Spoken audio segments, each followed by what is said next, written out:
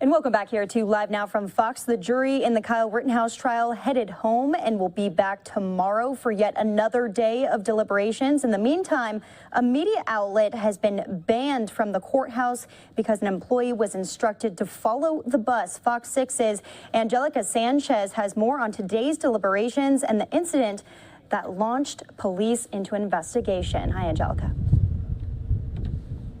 That's right. Well, the jury deliberated all day, and through the deliberation process, they did not ask any questions, but there were many questions raised about a media outlet. Judge Bruce Schrader told the court an MSNBC employee told police they were instructed by a producer in New York to follow the jury bus Wednesday evening. Police stopped the freelancer for driving through a red light. In response to the investigation, the judge banned the network from the courthouse for the duration of the trial. In a statement, the network denies their freelancer was trying to photograph the jury.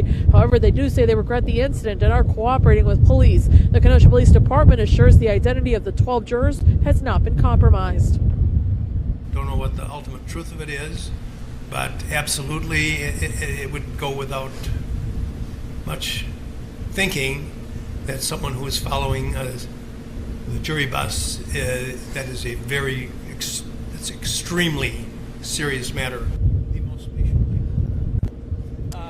Now, before breaking for the day, the judge allowed a juror to take home a copy of the jury instructions. The defense did not agree with this because they felt the juror could start doing research online at home. The judge said the juror could do that even without the jury instructions. All 12 jurors, however, were once again reminded not to talk about the case with anyone outside the deliberation room. The judge gave the same instructions to the 6 alternates that have also been coming to the courthouse, calling those 6 alternates the most patient people in the world, because this trial is, of course, going much longer than anyone had anticipated. Reporting live outside the Kenosha County Courthouse, Angelica Sanchez, back to you. And Angelica, this isn't the first time that there have been issues with the jury and protecting their identity, right?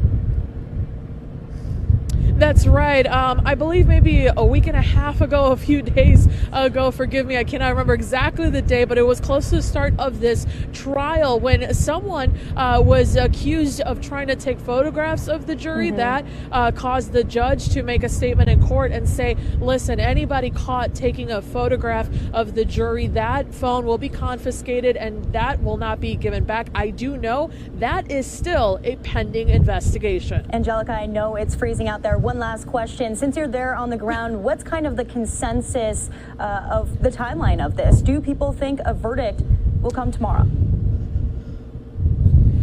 You know what? Right now, it's really difficult to tell what could happen tomorrow. I can tell you from the media perspective, you're familiar with having a pool reporter in court. I can tell you that there is already a rotation of reporters that has already been drawn just in case deliberations go through the weekend. All right. Fox 6's Angelica Sanchez live for us in Kenosha tonight. Thank you so much. Thank you for having me.